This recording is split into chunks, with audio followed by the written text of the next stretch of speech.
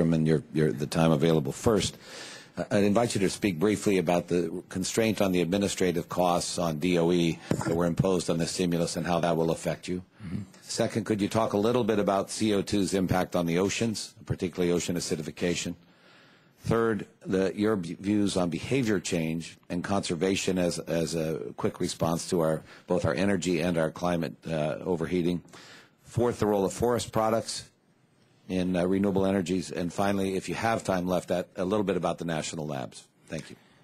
Okay, so the first is a technical issue. Thank you for the questions. In the Economic Recovery Act, there's in order to, for example, administer the loans and to make sure that that money is wisely invested and to have proper oversight, you need additional administrative costs. In the other agencies, they were given 1% of the total to administer those costs. This is an example.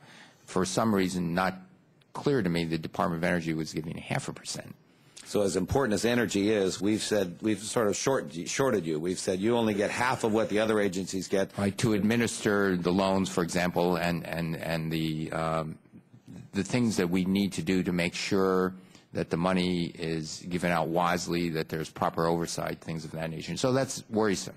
I would hope we can try to address that, and we'll do what we can to help. Okay. In terms of the CO2 impact, there are many impacts. I share your concern that perhaps the oceans are not mentioned enough. What happens is as the CO2 in the atmosphere increases, more carbon dioxide is absorbed in the oceans. It becomes more acidic. Today, the oceans are about 30% more acidic than they were in pre-industrial revolution times. It's significant. And when the ocean becomes more acidic, several things are known to happen. Coral is threatened. The little critters that when you go snorkeling, hit your snorkel mask, where they have calcium carbonate shells, those organisms actually, when the pH gets too low, near pH 7, what's going to happen is that they will lose their ability to capture the carbon and put it in their shells and actually construct the shells. So lab experiments where they just deliberately make it more acidic, they find that they lose their ability. When that happens, the whole food chain in the ocean is at risk.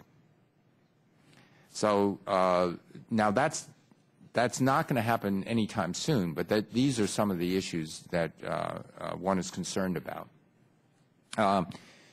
In terms of behavior change, this is something that if you look in the history of how you get the United States to respond very quickly, we should be paying more attention to this. If you consider what happened in World War II, there were posters saying that we should save energy, especially transportation fuel, because any drop we saved in energy and transportation fuel could be used in our wartime effort. And there's a great deal of input, and Americans rose to the challenge, and it became their patriotic duty to save energy. Now we have a similar situation. If you save energy, for example, by getting more fuel-efficient cars, you decrease the demand. That will keep the prices down. There's a lot less carbon in the atmosphere, and we are less dependent on foreign oil. And so I think it's a threefer, if you will, in terms of not only patriotic duty to our country, but actually to the world.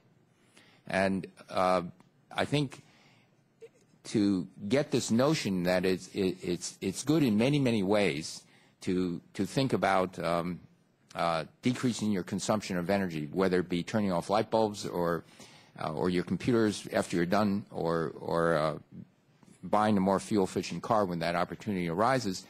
These are all things that we need to do. The United States has convinced a younger generation that it is not cool to smoke cigarettes, and that has changed behavior. And I think we should convince the younger generation and the older generation that it's actually cool to save energy and to become much more energy efficient.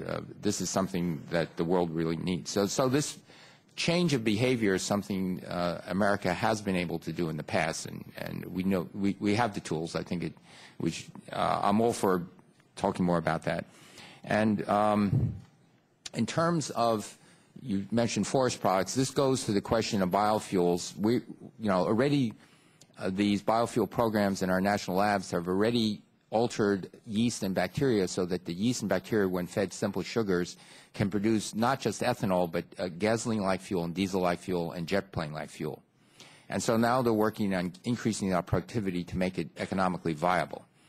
The good thing about the feedstock is they want to use all of the lumber wastes, the agricultural wastes that include wheat straw, rice straw, half the corn stover can be used. The other half has to be plowed back into the fields, but half the corn stover can be used. All of the agricultural waste that we either burn or we let rot that ends up, and the microbes turn that into carbon dioxide and methane, we should be converting that to either helping co-burning in coal-burning plants, or better still, converting this into transportation fuel, again, to help break our oil dependency.